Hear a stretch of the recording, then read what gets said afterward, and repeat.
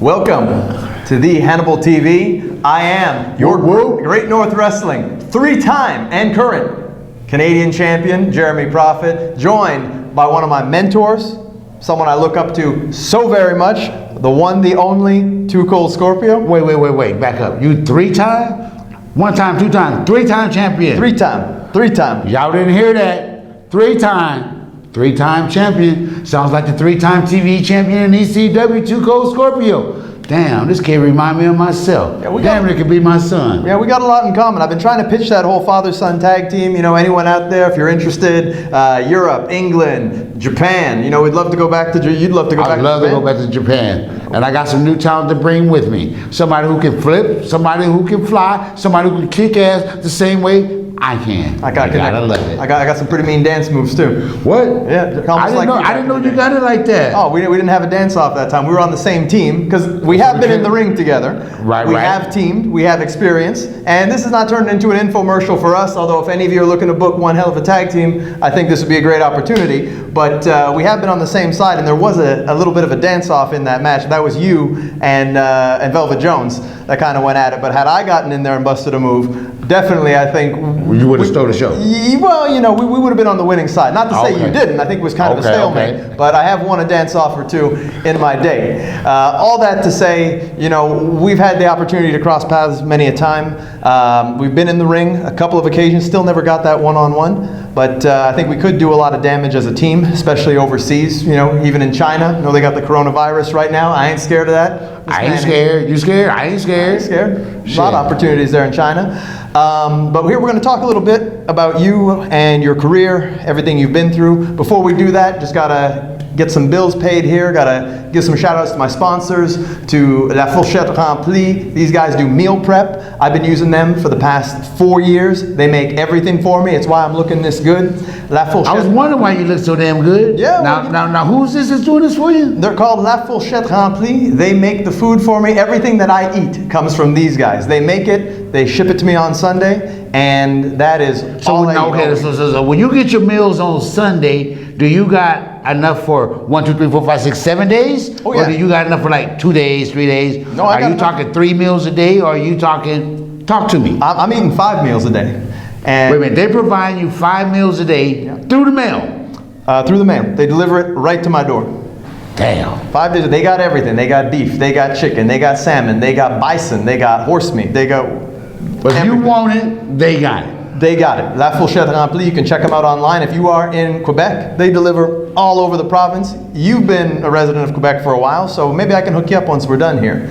Also, another one of my sponsors, Viking Nutrition. These guys provide supplements, so if you're looking for proteins, creatines, energy drinks, all that stuff, look at Vikings Nutrition. They ship everywhere. Okay. So Viking who? Vikings Nutrition. You can Google them. You can order online, and you can use the promo code J15. That's J15. Jay 15 J15. Use the promo code, and you will get one hell of a discount with Vikings Nutrition. Okay, there's Viking Nutrition. I got a buddy. I got a friend. Want to put on some weight. Would this be the place that I would have to go to talk to them to see what I would need for this person to gain some weight? This would be the place, and then some. They want to gain weight, gain muscle, lose weight.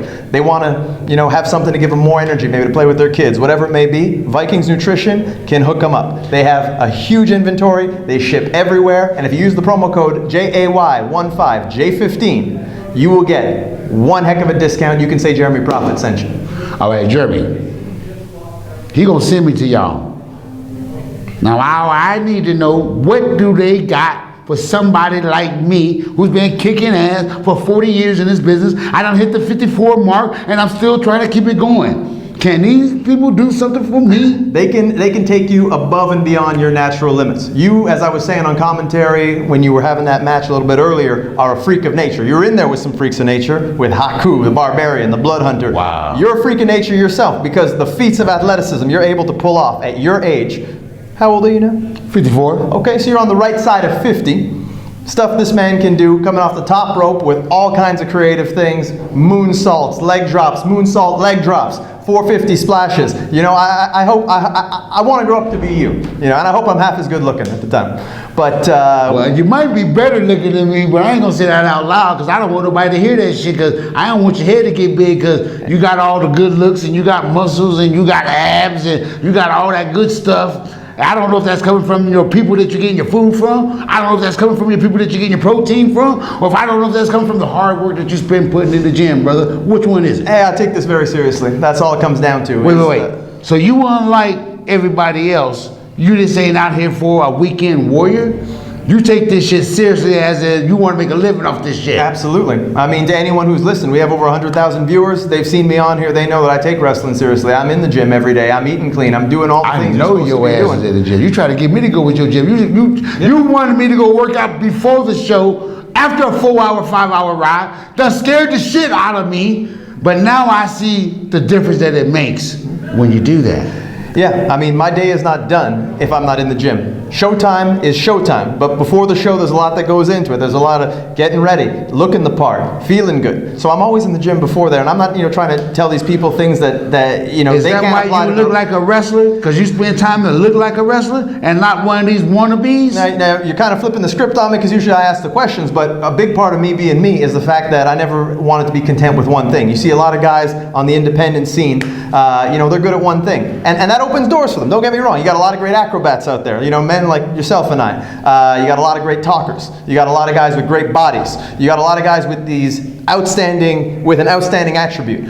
I was never content with just being good at one thing. I wanted to be that kind of guy. Okay, you know what? Go out there. We need you to stall some time. Cut a great promo on the audience. That was me. I'm your guy. We want a guy who looks good on a poster. People are going to see that, don't know this guy from Adam, but are going to want to pay to see him. That guy is me. We need a guy who can go out there, who can keep up with the very best. Guys who are, fast all over the place. High flying, all that. I'm your guy. You need someone go in there? Technical? I'm your guy. You need someone that can go in there and brawl with the likes of the Hannibals and all these guys. The Tuchos, all these extreme legends, all these guys. I'm that guy. So you're that man that can do the same shit that I did 20, 30 motherfucking years ago, but you can do that shit right now with the best of them. I think we're cut from the same mold, is what it comes down to. I swear to God, we must be. And that's why we'd be one hell of a tag team. Woo woo. Now, you've been traveling all over the independent scene. You've been all over the world. Most recently, you've been here in Montreal. You actually live about a couple blocks down the road from me, hence why I try to drag you to the gym all the time. All the time. How you liking the city? To be honest with you, I wouldn't want to be no place else than in Montreal. I really like the city. I like the people. I like the town. It's even better when the sun come out. It'll be even better when that snow's gone. But until then, hey, I'm still loving the city, my brother. Well, you must be used to snow, being from Colorado originally. You already know. Yep. I'm used to that cold. That's right. I don't want to deal with it, but I am. Ooh, just too cold. But I can deal with that shit every now and then. I ain't trying to be in that 30 below shit like it was before. But thank God this has been a nice, mellow winter for Montreal. You gotta admit. Yeah, you missed the last two, which were nothing like this one now. Those ones, I tell you, I think the suicide rate went up in Montreal or something, because it was pretty miserable. Okay, But getting back to your beginnings there, I mean, I'm sure people who are fans of you, they must know your story. Maybe you could tell us a little bit about your humble beginnings, starting off in Colorado. From what I have researched on my end, I believe that there were certain people who were influential in advancing your career, people like the late Big Van Vader, a lot of other people who helped open that door for you.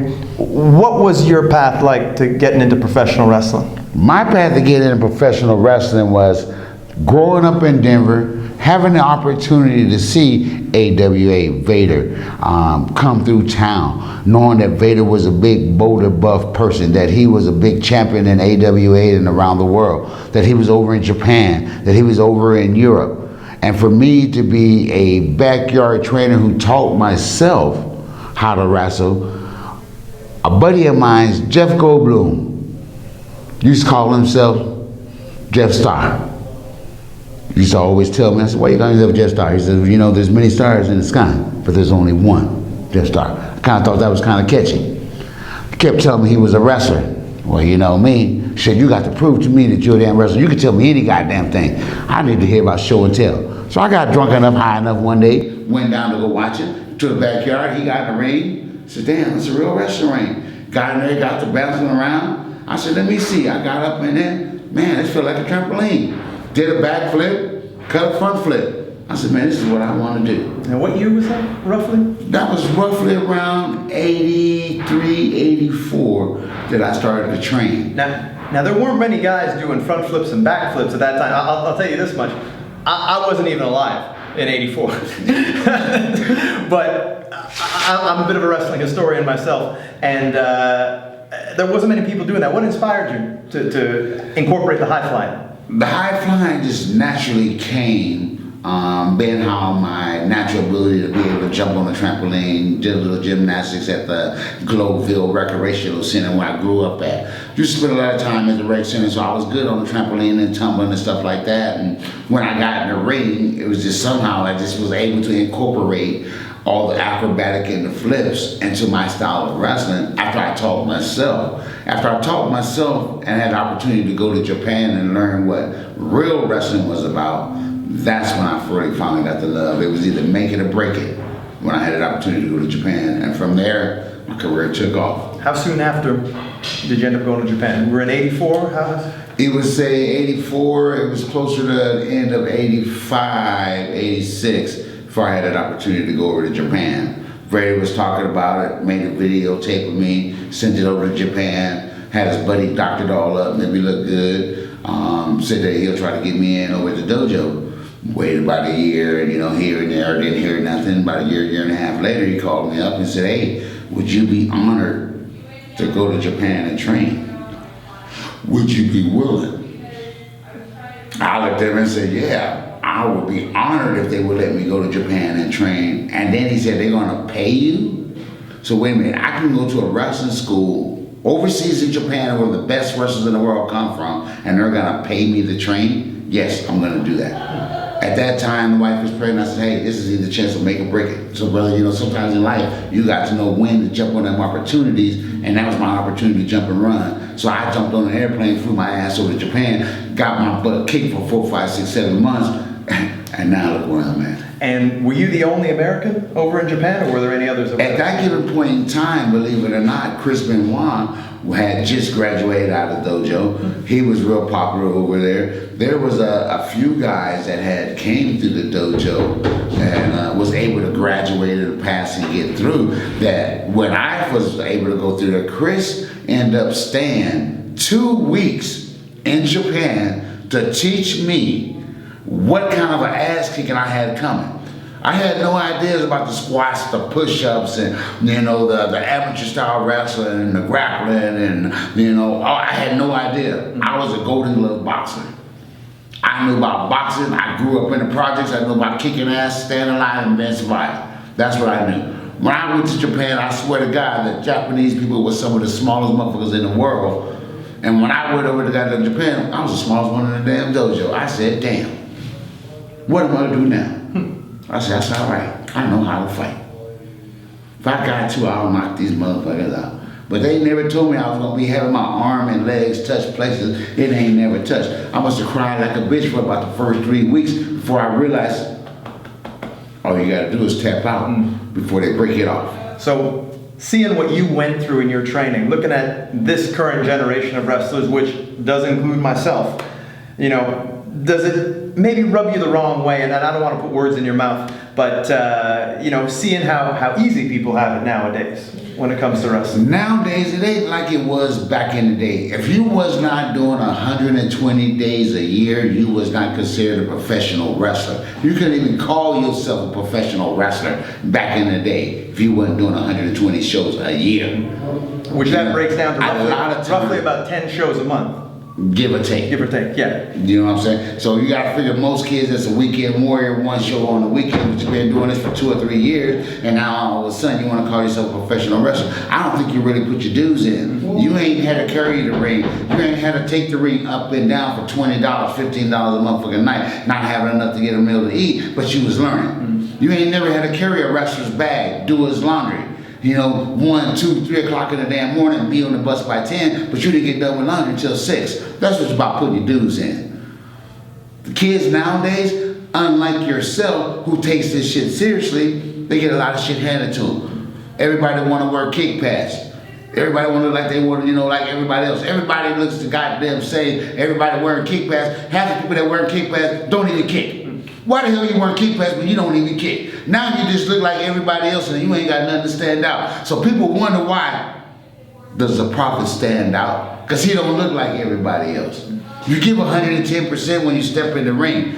It ain't all about gotta get my shit in, gotta get my shit in. It ain't about getting your shit in anymore. Do you have any psychology? Do you know how to tell a story? If you ever read a book, there's periods, there's question marks, there's exclamation points in a goddamn book. Same thing when you tell a story. Yeah. And that's what it comes down to. And I appreciate you saying that. And that's something that I feel has been lost in wrestling. And even me getting involved in the business, not even the tail end of that. Things were already being handed to people, opportunities, who you know. It's always about who you know. It ain't what you know, it's who you know. Half the people in the business that's in the position where they are, whether you like it or not, you shouldn't be in a position if you ain't earned the spot. And if you're in the spot, work and earn the motherfucking spot and don't let your head get big, because whether you believe it or not, it's still just a gimmick. So getting back on track here, we talked about your adventures in Japan, and this wouldn't be the last time you were in Japan. You definitely go back there many a times, and I'd like to get to that a little later. But what was it like coming back from Japan? I assume with all the knowledge that you gained, this opened some doors for you. What was the next step for Cold Scorpio at that point? At that given point in time, I never really had the opportunity to go to Japan, come back to the States, start again something here in the States. When I went to Japan, I came home, I went straight to Mexico. I worked in Mexico. After I did Mexico, I went to Germany. After I went to Germany, came back, that's when I became a big star. It wasn't until after I went to the dojo of years, working 2-3 years with New Japan, then went to Mexico, then went to Germany, back to New Japan, then it was WCW, then it was WWF. Now the name became more big. Now when I went to Japan, it meant more. Because now I had a name. And in talking about WCW, I saw on the WWE Network not too long ago, they ran your initial vignette, the one with you and the kids, Too Cold Scorpio. Here comes Too Cold Scorpio, doing the dancing. And was that the original concept for you? That's what they always had in mind, or was it good? I think with the style of wrestling that I was doing and they hadn't seen, with the flavor and the spice from Michael Hayes, the Fabulous Freebird himself, being in the writing, being in the music, talking to Teddy Long. Michael P.S. Hayes was the one, him and his group was one who put that video together, put that song together, that put Too Cold Scorpio on the goddamn map. Here comes Too Cold Scorpio, with all the flip-flopping and flying, girl from the project singing the song. I think Teddy must have paid it like $10 and maybe a $20 cracker out. I don't know. But anyway, it was on point when it was all said and done. And then from there, I think you had your tag team with Marcus Bagwell. It wasn't Buff yet. It wasn't Buff the stuffed in. No. And how'd that come about? It came about, me being down there, Marcus being a pretty boy, me being able to wrestle and fly, him doing singles, me doing singles, needing another tag team to put together, and somehow they put us together. The chemistry that we had, it rocked. From there, boom, shit just blew up. They kept us together, made a hell of a tag team. We never ever had a tag team name. If anybody ever wanted to call us a tag team, man, we'd probably the tag team champion of the year. Tag team of the year. That would have been our tag team name, if anything, because we never had a tag team name other than Too Cold Scorpio and Marcus Bagwell. And so, what's your relationship like with Mr. Bagwell today? I know you guys have had your ups and downs. Bottom line is he's older, I'm older. You say a lot of shit, you talk a lot of shit. Me, I'm not about selling a whole lot of wolf tickets. I really wanted to whoop his ass, straight up. He was talking shit on me because of the shit that I said. So there you go, back and forth with he said, she said, she said, he said. And by the time the story gets back to you or gets back to him, all kind of shit done been added in. So we finally got together, we sat down and we had a talk. And bottom line is we squashed that shit, man. You know, we're a little old, we going at it. But anytime that he wanted to step in the ring and throw down, I was ready. Because I remember distinctly when we were in Nova Scotia, I wish I remember what town it was, for a company called Wrestle Center, Nova Scotia. And the promoter was talking to you. We worked. You and I were in a triple threat that day. And you talked to the promoter and you said, you know, I'd love to come back, you know, finish this story I got going on with Jeremy. But also, if you want to do that shoot fight with me and Bagwell in the ring, whether it be a boxing match, whatever you want, shoot fight. You get a hold of Bagwell, you get his ass here. We're gonna have that shoot anywhere. And you were really, and I saw the fire in your eyes when you were saying it. The promoter was even starting to get a little intimidated, but you were dead serious there. And then we talked about some of the issues you guys had, and I guess it's good to see the cooler heads prevail. You guys, you know, I mean, wisdom and maturity. Whether it was true heat or not, people would love to see me and Bagwell get in the motherfucking ring and throw fist to fist. We know who's gonna come out on top. He know, I know. And I guarantee you it ain't gonna be Bagwell. But we are better off as a tag team trying to make money in our age where we are now instead of trying to fight against each other. But if somebody ever wanted to book that fight, 9 times out of 10 it's gonna probably turn into a tag team match either way. Because he ain't gonna wanna go one-on-one with Tuco. So, you know, to say all that bullshit, squash, is done deal, we cool. So if anybody wanna book me and Jeremy as a tag team, or you wanna book Bagwell to come in and work with Jeremy, my son, we can do that too.